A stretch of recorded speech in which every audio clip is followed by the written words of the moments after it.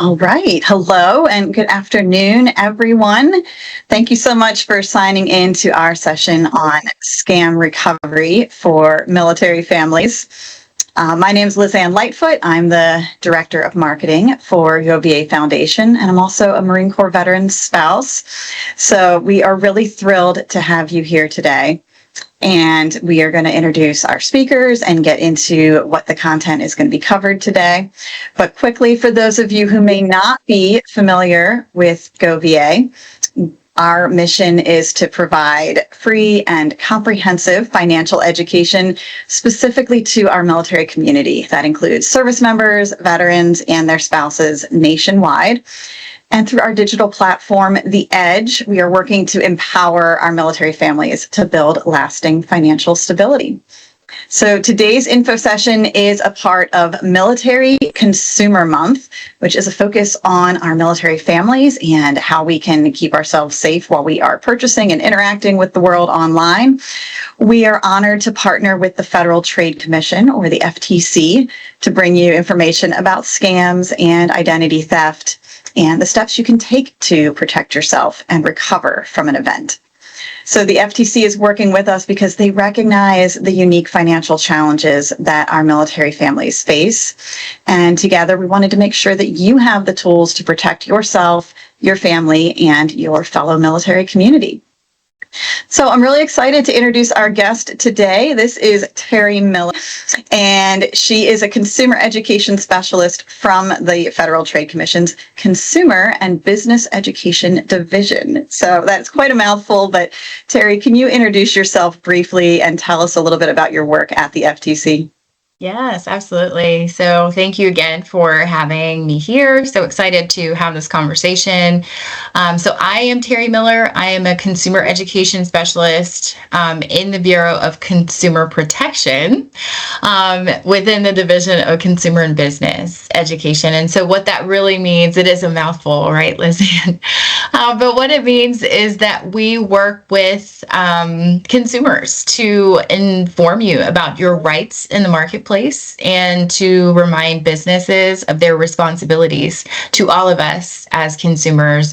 And I am a former Marine Corps spouse, and I've worked with the military in an education capacity.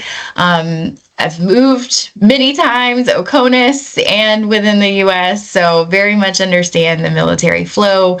And now within my role at the FTC, I run our military consumer outreach campaign. So we do partnerships like this all the time to make sure that service members, veterans, families, caregivers, and professionals who work with them have the tools and the resources that we all need to protect ourselves from fraud and identity theft. Perfect. It is a very exciting and essential piece of our military life, unfortunately, but it's something that we all need to learn more about. So we're really excited to have Terry here with us to share her expertise and her experience. And your knowledge of the military community is very much appreciated as well. So for those who are just joining us, thank you so much for signing in. I'm just going to go over some what to expect in the next hour.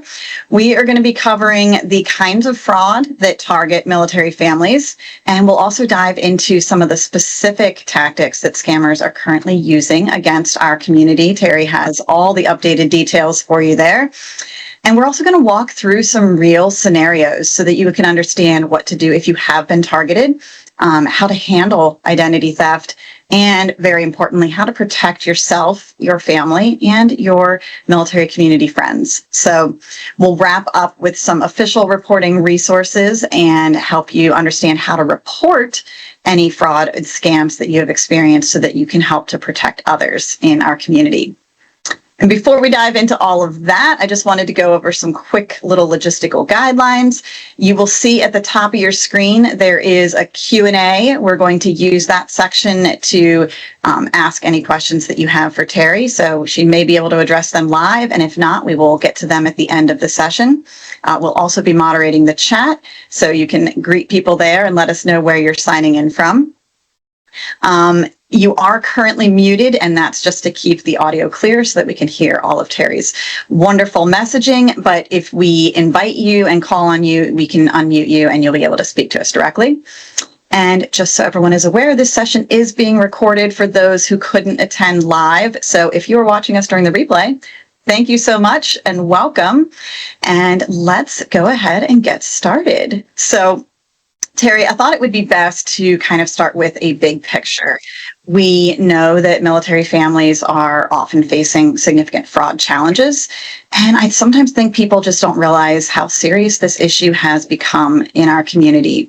I think I saw that the FTC had reported that military and veteran families are targeted almost 76% more than civilians, which is wild. And last year, I saw that $584 million in losses was reported from just the military consumers specifically due to fraud. And I just think that's so tragic and it's terrible news for our community. So I really want to hear, what is the FTC doing to protect our military consumers, and how prevalent is that issue of fraud that you see in targeting the military community?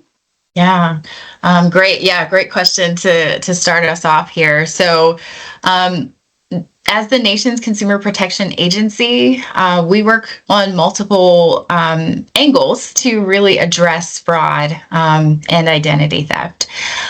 So one huge part of that is enforcement. So we are a law enforcement agency, civil law, and so the goal really is to address fraud and harm where it happens. So within the military community, for example, last year we settled a case with an online career training company, Career Step. And we settled for $43.5 million with this company. And what the settlement included was debt collection and cash back to consumers. So we've alleged that this agency lured consumers, primarily service members and spouses and families, with deceptive advertising. That's one of our main angles that we can go there for. But they falsely touted inflated employment outcomes. Mm-hmm. They claimed job placement with, or partnerships with very prominent companies.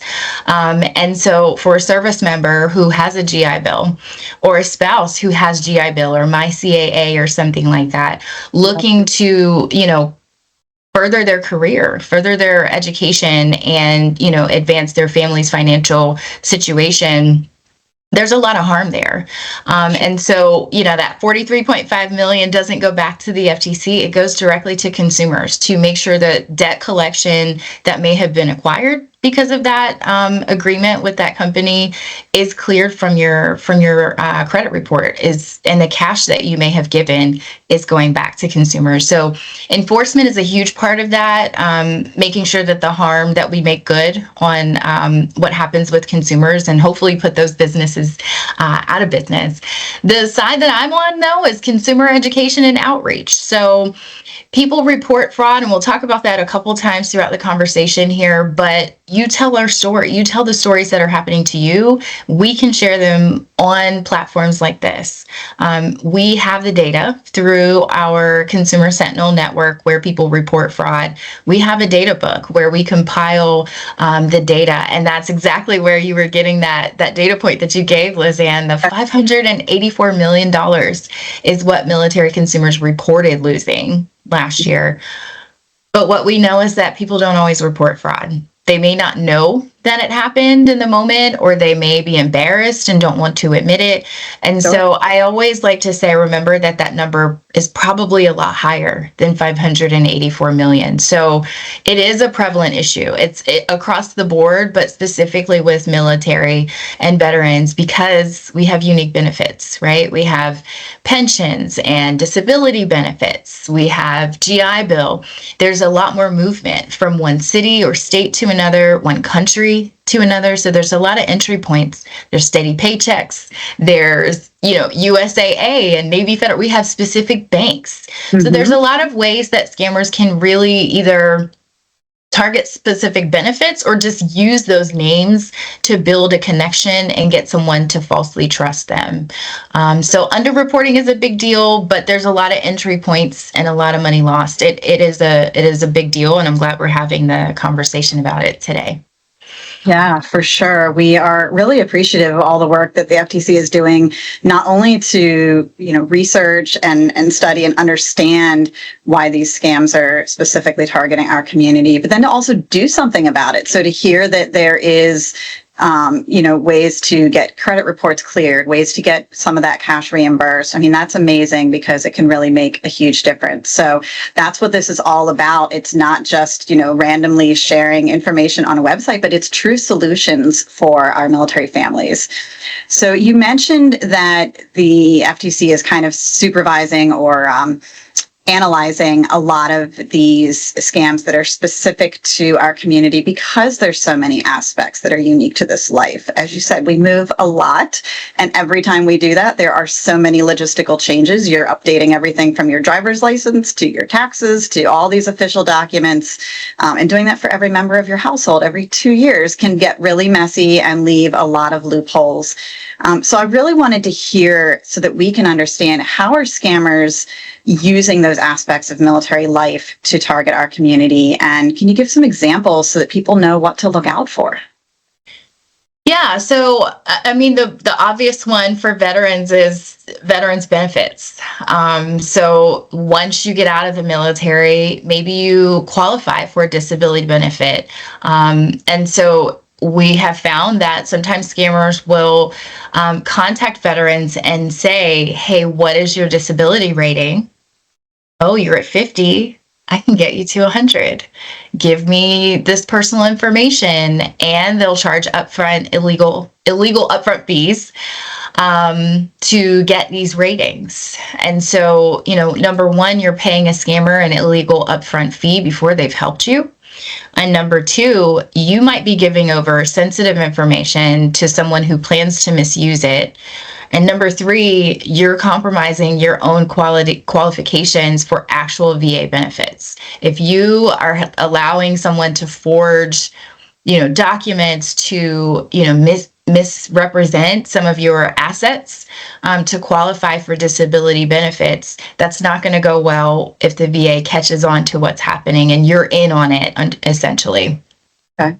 One of the things that we also have found recently with VA benefits is scammers just really pay attention to what's happening in the news or what's happening, just across the federal space. And so, one thing we put out recently was about VA benefit overpayments. So let's say, for example, you are getting overpaid in your disability or your pension, and the VA catches on to it and they say, we have been notified or we've become aware, you need to repay this, contact the VA through VA.gov to set up a management plan. Well, scammers will say, I can help you do that over here instead. So put in your information. Here's some forms. Here's that, again, upfront fee. The VA is never going to charge you to help you.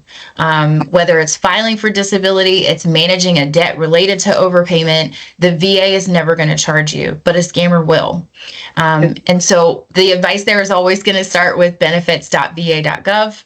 But the other examples are, they're the ones that happen to us across the board, right? So we think about investments. So, maybe you're on social media and someone you're friends with suddenly starts, posting a lot about investments and I can help you make a lot of money. And, I always think, is this person hacked? And they may be.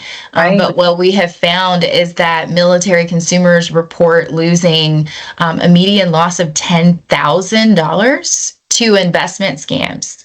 And okay. So, making sure that people are, if you're looking to make good on an investment, there's always risk. Always do your research.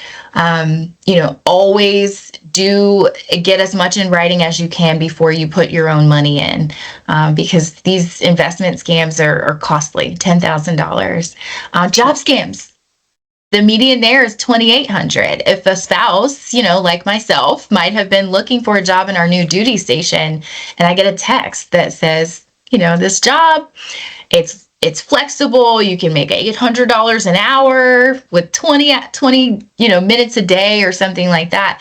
Yep. The median loss there we're finding is $2,800. So, job scams, VA benefits, fraudulent bank alerts, investments. There's a lot of different entryways, but those are just a couple of the examples. But militaryconsumer.gov is our website, where you'll find plenty of articles about those examples and more.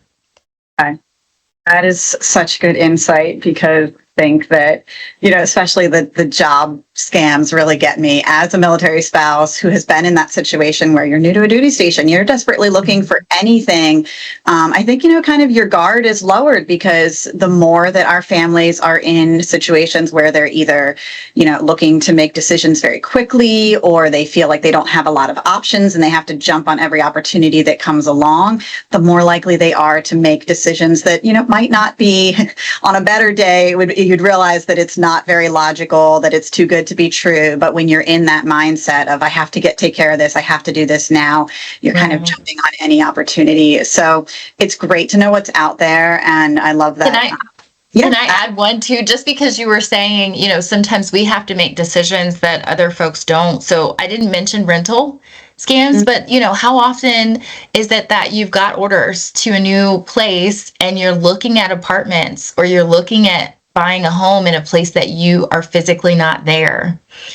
Sometimes scammers, sort of, that works to their advantage because they can't meet you in person. So they want you to pay a deposit up front that, is actually illegal. And we might do it because we need a place to stay. We need to get our home set up, to get the families there. And, so sometimes even things like rentals where you would normally do it in person, we may not be able to do that. So lots of little nuances to the way we Absolutely. I think that's really eye-opening, and it's clear kind of why the scammers are targeting our community, and they're certainly getting more sophisticated in their approaches.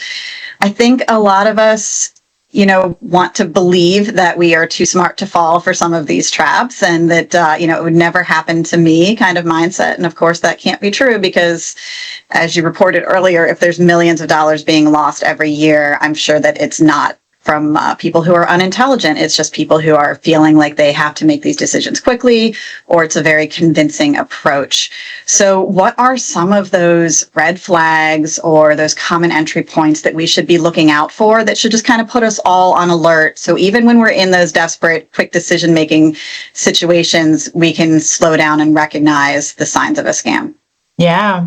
So, the one I always start with is, some people call it the 4 Ps. So, what we have found is that imposter scams are the highest area of fraud category that we find across the board. For military specifically, it made up for 200 million of that amount lost that we talked about. So huge chunk of that is imposters. So how do imposter scams work, or what are the signs to look out for? Number one, they pretend to be someone that you know. Again, it may be a friend on social media for an investment scam, or a business that you're used to doing business with. Maybe they say they're calling from your bank, or an email that looks like it's from a company like Netflix or Amazon or something like that. Right. Or, they may say that they're from a government agency like the FTC, and they could give you a phony badge number or something like that just to sort of make it believable. So they pretend. Number two, they have a problem. There's a problem. There's an issue with your account. There's, fraudulent activity on your bank account, supposedly. There's, we can help you get $10,000 tomorrow if you invest in this once in a lifetime opportunity. There's a problem or a prize. There's always pressure. So there's a timeline. You have to respond now, or you're going to be arrested, or, we're going to seize your assets, or, all of your money's going to be gone, or it's a limited time offer. You can only get it if you respond by Friday, or, I need you to send me this money now, right? So there's a sense of pressure. And the last P is pay. So scammers are always going to tell you to pay in specific ways. Always going to be in ways that make it really hard to get your money back. Cash. Gift cards. They're going to have you buy gift cards and give them the numbers off the back. Cryptocurrency, or sending money through a payment app like Cash App or Venmo or something like that, wire transfer. They tell you to pay in these ways and sometimes demand that you pay in these ways because it's really hard to trace it and it's hard to get your money back unless they send it, which they won't. So pretending, problem or prize, pressure, and pay. So those are the 4 P's to look out for.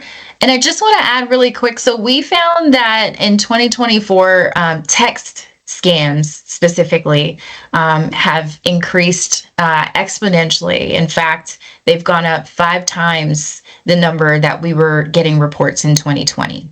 So between 2020 and 2024, the number of text scams went up 5 times the amount. So it's a big thing that's happening. I know you've probably gotten the ones about, tolls, right? Mm-hmm. Unpaid tolls or, notifications from the DMV. We get the fake job offer ones, your package can't be delivered. Click this link.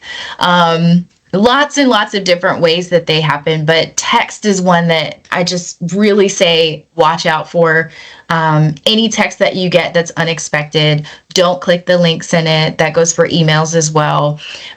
Notice the URLs. If the URL does not match the company, if they say this is a FedEx package issue and it's not from FedEx, if it's a federal agency, but it doesn't have .gov at the end, if it's a nonprofit and it's not .org, if it's an email that's supposedly from, this company, but it doesn't have their domain at the end, yep, and it's just, a regular personal email, those are signs that maybe you're dealing with the scammer. So important to look out for those details that, at a glance, I know there's so many examples of a website with just one letter changed or an email address that looks legit. But like you said, if you look a little bit closer, there's definitely some telltale signs to watch out for. So those are just quick, tiny steps that all of us can take to be a little bit safer and more secure. But I wanted to talk a little bit more about one of the particular scenarios that you mentioned. You talked about some of the messages that we can get on social media. And nowadays, with such a wide range of friends who are people that we may or may not have ever actually met in real life, or that we maybe haven't talked to for years, there are so many opportunities for, social media messages or even text messages to be coming through. And let's say, for example, that, someone gets a very cleverly worded message and they hear that there's a great opportunity. Maybe it's one of those investment opportunities, and they respond to the offer and they send some money, and then the money that they've sent and the person they were communicating with are both gone. How did that scam actually happen, and what should someone do after they realize that they've been in a situation like that? Yeah, the scenarios are always helpful, right? Because this is a real life case study. So, I'll give 2 examples. So one, I got back from when we were stationed overseas, I got a message from one of my neighbors. And her account had been hacked. I'll give you the hint there. But she said, "How are you and the kids? Did you know about this government grant?" And I did not, know. I'm responding, "Hey, we're doing well. Just got back." And she sent me a link to someone who could help me apply for this government grant. Luckily, I didn't click the link, but it gets you that quickly because it is someone that you knew and it's their account that's hacked. What we're finding with investments sometimes is that the same thing has happened, and this person that maybe was your roommate in college is now all of a sudden making tons of money and sending all these screenshots with, dashboards of money that they've made. And I helped my sister and she just bought this car, and, they're posting videos and reels and all these things talking about this amazing foolproof way that they have to make money. And, comment cash, and I'll send you the details. So, we're always looking to advance in terms of making money and doing better for our families. So, what happens in these cases is that people will comment and say, I'm interested, or the person will direct message you and you will respond and they'll say, hey, this is really easy. I just want to help you out. You're my buddy. Send you a screenshot kind of to get you seeing what kind of money they're making. Supposedly. And they'll say, all you need to do is send, $1,000 to get you started. Often they will tell you again that fourth P, they'll tell you to pay to send the money in certain ways. And unfortunately, once you send money, that page is shut down, the money that you sent is gone, and you can't find the person or those posts, or they're just not responding to you and they've, moved on to their next person. So that's kind of how it happens. So what we recommend is always to pay attention to the ways they tell you to pay, to do research. If they're messaging you about this investment but not giving you very many details, walk away. If you don't have the opportunity to take your time and look at the company that they're talking about investing through, if they can't give you specifics, vagueness is also part of that, the scammer toolbox. But for sure, if you already paid, contact whatever company you paid through, whether it's the crypto company, the wire transfer company, your bank, your credit card company, whatever it is, however you paid, contact them first and say, I think I just paid a scammer. It happens, right? You're not the first, you won't be the last. I think I paid a scammer. I want to report fraud. How do I get my money back? You may not always be able to get it back, is the reality. The quicker you move, though, the more likely you are to get the money back. And also the more likely you are to stop whatever's happening. So let's say you pay with a credit card, there's the most protections there in terms of fraud and, getting your money back. But if you paid with your bank account, they could clean it out, right? And so the faster you move, the faster you realize it was fraud, you claim it with your bank, you freeze that debit card that you gave them numbers to, you do all of the things that you can with your bank to protect your bank account information, the more likely you are to at least stop the charges or, keep them from doing anything else. So acting quickly and contacting the company first to see what you can do. Absolutely.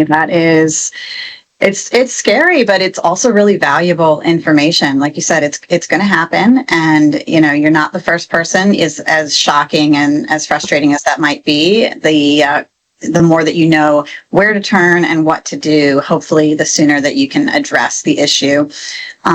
But I also know that the damage isn't always just about the money that's been lost. And sometimes it's about our personal information that has been compromised. So I know you and I have spoken about the challenges of identity theft and what to do if you get notices from the IRS that your Social Security number has already been used to file taxes when you had not yet filed your own taxes.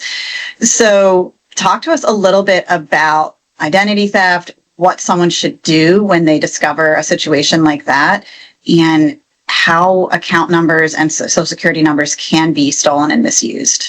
Yeah. So that did happen to me. And yes, we have talked about it. So it's a perfect example here.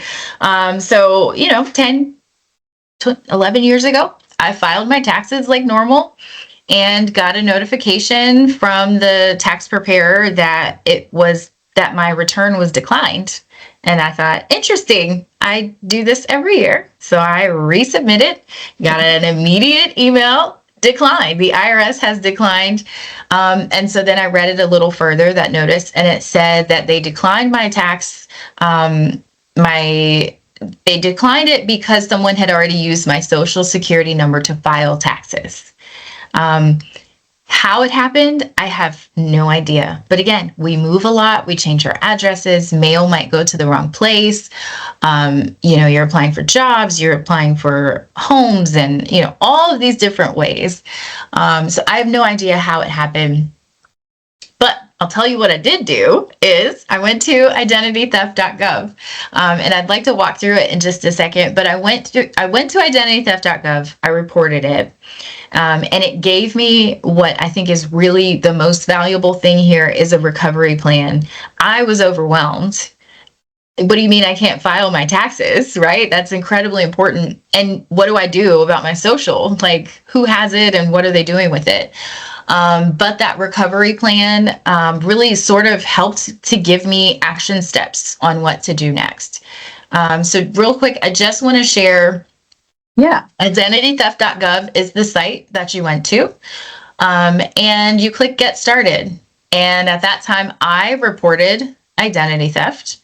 And I wanted to report, it was my, taxes. It was taxes for me. So you decide what it is if you're thinking that your information was compromised. For me, it was filing taxes. I couldn't file my taxes. Did I submit an affidavit? That's where I panicked. No, I didn't. I couldn't file my taxes. I didn't do that. So I clicked no. Okay. I didn't get a letter. No, because I was notified that someone had used my social. So I clicked no. Now it's going to help me, and I won't go through all that, but it helped me to put in the right information to fill out that IRS affidavit. All of the steps to sort of recover and go step by step on what I'm supposed to do is in the IdentityTheft.gov reporting process. So I filled out the information. It does ask things like, when was the last time you filed your taxes? List the year that you experienced it. All of these pieces of information that actually generate that IRS affidavit that is needed.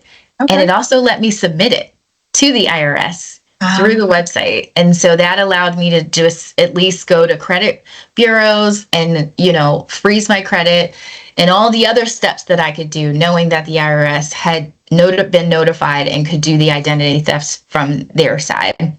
So long story short, I filed. It really helped to, stop the stress of what do I do now? How do I file my taxes?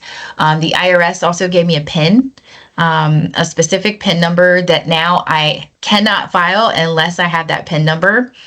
So if someone has my social and wants to use it, sorry, nothing goes through unless you include that PIN number. So they send it to me every year.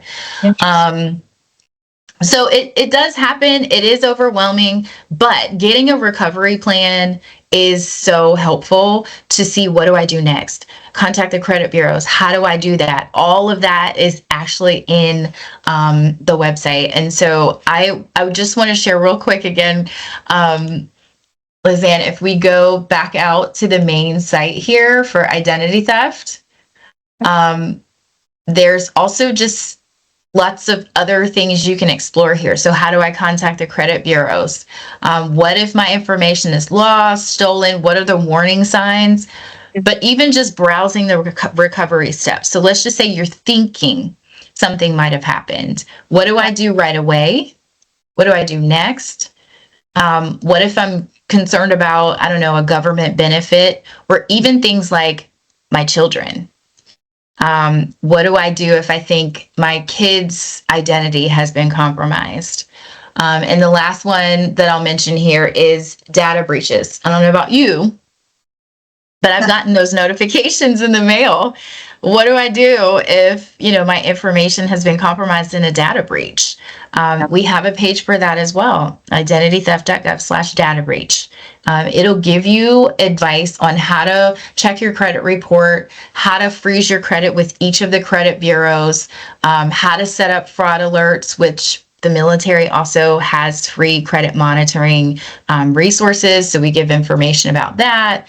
But lots and lots of information that sort of takes the overwhelm.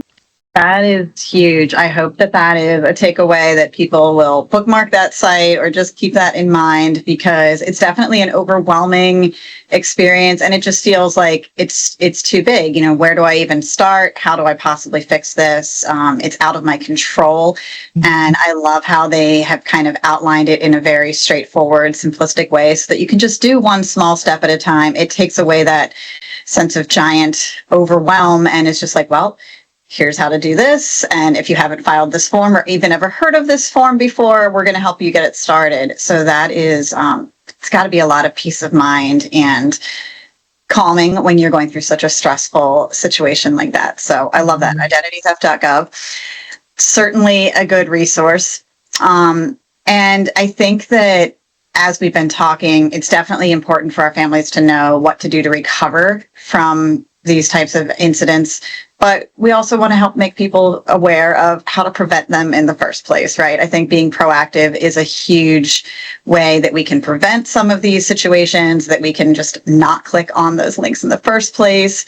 And that's a big part of GoVA's mission as well. We are all about education and empowerment. And so if you are a member of the EDGE, which is GoVA's financial education platform, we have a lot of resources on there about understanding your credit score, understanding identity theft, and how to protect yourself, protect your family, you know, signs of scams, all of this information that the more we are aware of it, the less vulnerable we are as targets. So I'd love to hear from Terry about, you know, how can we be proactive? What can we do to protect our own personal information?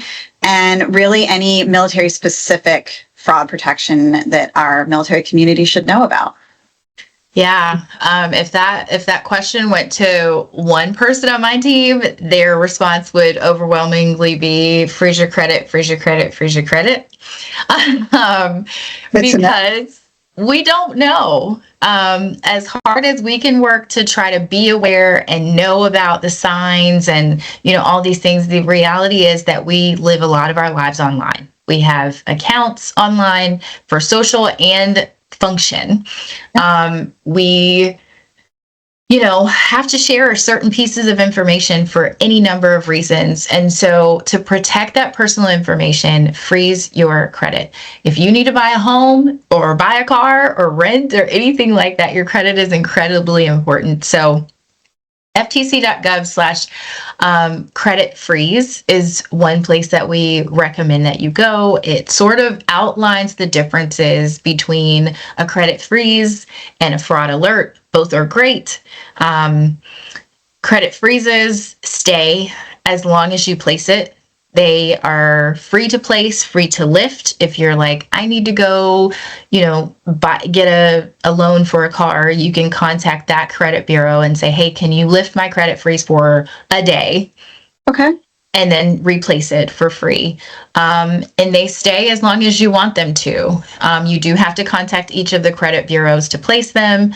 But that added protection, that peace of mind means that if anyone, even you, want to check your credit, you can while that credit freeze is in place.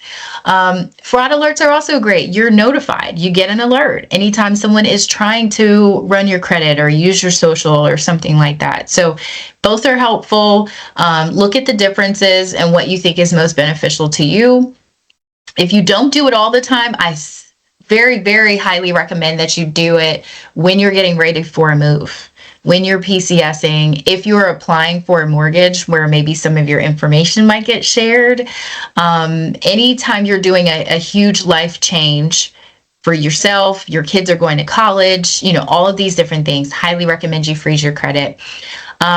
And talk to financial planners, talk to financial counselors. You mentioned the EDGE. I think that's a wonderful resource. You have the VA, you have vocational rehab folks. If you're looking at, you know, education and school and jobs and you want to protect your information in that process, the VA is also a great resource. If you're active duty, obviously you've got resources on base as well. So making sure that you're protecting your credit is super important. And I did just briefly want to mention that there are active duty alerts. So if someone is on active duty status and they want to freeze their credit while they're overseas or deployed or something like that, that's absolutely an option as well. And you can get information about that with each of the credit bureaus as well. That is so smart, because I know deployments nowadays have a little bit more internet access than maybe they used to, but there were certainly times where, yeah, my service member was not able to check his personal email for months at a time. And I wasn't always listed on every single account he'd ever started. And so if there had been some type of alert or, immediate action that had to be taken place, I would never know about that for the months that he was gone. So I like that advice of freezing it and setting up alerts, especially during a deployment, so that no one can be messing with what you've earned and what you've worked for while you're overseas fighting to protect everyone else. So yeah, and someone mentioned recently, I hadn't thought about this, but let's say you get out and you're wanting a federal job. One of those, perks of being former military is sometimes you can get security clearance, right? And if you have things on your credit that are not good, and especially if a scammer did it, you don't want to sacrifice your opportunity to get those, high secret security clearances because of things on your credit. So it really does matter. Yeah, absolutely. It's really good perspective that then that security clearance is relevant throughout active duty and for veterans. So keep an eye on your credit report and make sure that your clearances are going to be clean. And I think everything that you've shared has been really helpful. So again, we are super appreciative of your experience here, but I know our audience would like to understand more about some of the practical tools that are out there. And you've mentioned how the FTC is monitoring some of these common scams and keeping really up-to-date information on what's happening right now that we should all be watching out for. So if someone is aware of an issue that's either happened to them or happened to a friend or family member, what can they do about that and where should they go about reporting it? Yeah. Going to share my screen again, reportfraud.ftc.gov. That is the first place, I would say, if you even suspect a scam, whether you've lost money or not. We want to know about it. If there is a specific company that, is being, like if there's a scammer who's doing an imposter scam on this company, we want to know.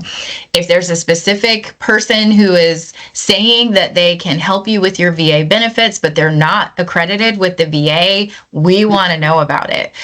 So the FTC's Consumer Sentinel database is where your local police, AARP, BBB, all of these other reporting agencies, it all comes to us. And again, it gives us the opportunity to give the data, the stories, the specifics of how these scams are happening so that we can share it with other folks in our community and bring those cases and get money back to people. So if you go to reportfraud.ftc.gov, very similar to how it is with identity theft, you click report now. Tell as much detail or as little. Some people are very skeptical about giving too much of their personal information, but give us what we can to at least help. How much money did you lose, if any? What was the name of the company? What did they say? Did they email you, text you? Any information you're willing to give is incredibly helpful. You can do this in English or Spanish on the website. And if you have someone, even if you're working with someone else and want to help them file, if there's another language that they prefer, you can call and get connected with a translator and report in language, and then we'll make sure that it gets put into the network as well. So reporting fraud is incredibly important. Similar, like I said, you tell us what happened, you get next steps. Again, can I get my money back? How do I try to do that?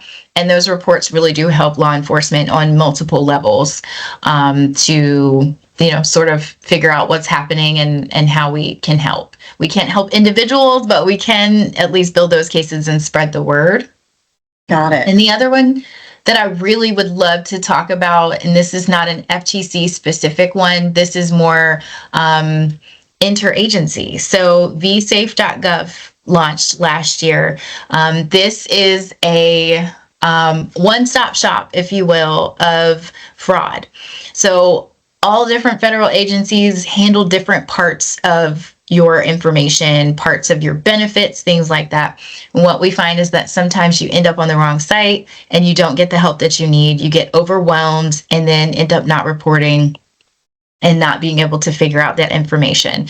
So vSafe was created with multiple agencies so that we could give you one place to find the information and learn about these things. And if you end up on the wrong place at a call center, you get directed to the right person. They are all informed, which is great. So bookmark vsafe.gov. We have broken down from military veterans benefits to burials and memorials.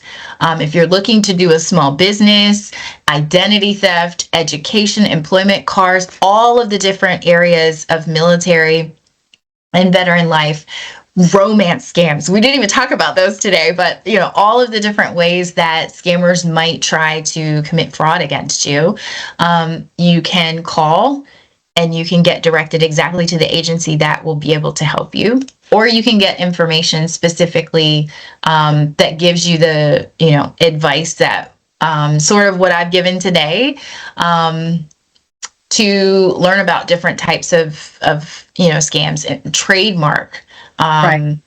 IRS, like any of the imposter stuff you're going to find from IRS, Patent Office, FTC, VA. We've all contributed here. So for veterans and caregivers, this one I think is gold because you can find the help that you need in many different places. Yeah, absolutely. Yeah. And then I'm wondering, are these resources searchable? So if someone did get a message from, a certain company that's saying that they're a third party that can help you with VA benefits, is there a way to search the name of that company? So it does not track in that way. Okay. But, it definitely helps to literally just put it into your search engine. Okay. People are very, very willing to say if a certain person, if a certain company has not been helpful or not lived up to their promises. So often, we say if you have been contacted by a company that says they can help for an upfront fee, illegal, and that you just fill out these blank documents and they'll take care of the rest. Okay. Do your research, right? Type in that company plus words like scam or, fraud or reviews, and you can see, you'll find other people who said, don't do business with them, or this is what happened. They didn't help me. I got accused of fraud, something like that. So no, not searchable on that site, but definitely doing a simple, search engine might give you exactly what you're asking for right now. Yeah, for sure. And I think that's just a smart thing to do, especially when you do move and you're new to an area and you're thinking that, hey, I don't know what's legit here and what's not. So just to kind of get the lay of the land and make sure that you don't become in a vulnerable position. So really great advice for our military community specifically and for keeping everyone safe. I do want to give everyone an opportunity as we're wrapping up here. Terry is obviously a wealth of information. So if you have specific questions for her, either about fraud, about identity theft, some of the recovery steps that she's discussed, the resources that she's shared, or even just what the FTC is doing for our military community specifically, we welcome your questions in the chat, in that Q&A session, or if you want to use the raise hand feature on the Teams webinar, then you can do that as well. So I'll give everyone a moment to type in their questions, but also if you're catching this afterwards, you can reach out to us, and I know Terry will be happy to share her information and respond to any of your questions at a reasonable time. So I do have information. I see some of our viewers said they weren't able to see the screen share videos when Terry was walking through that, and that's okay. We are going to send all of our participants the full video afterwards, and it will all be captured there. So check your emails, and that will be coming in the next week from GoVA. But Terry, is there anything else that you wanted to share as we wrap up that is either specific to our community or some of the most common questions that you get from this audience? Really, it's just keep the conversation going. We spend a lot of time during the month of July, Military Consumer Month, giving prompts, writing blogs that are short. They're 300 words or less, plain language with actionable advice.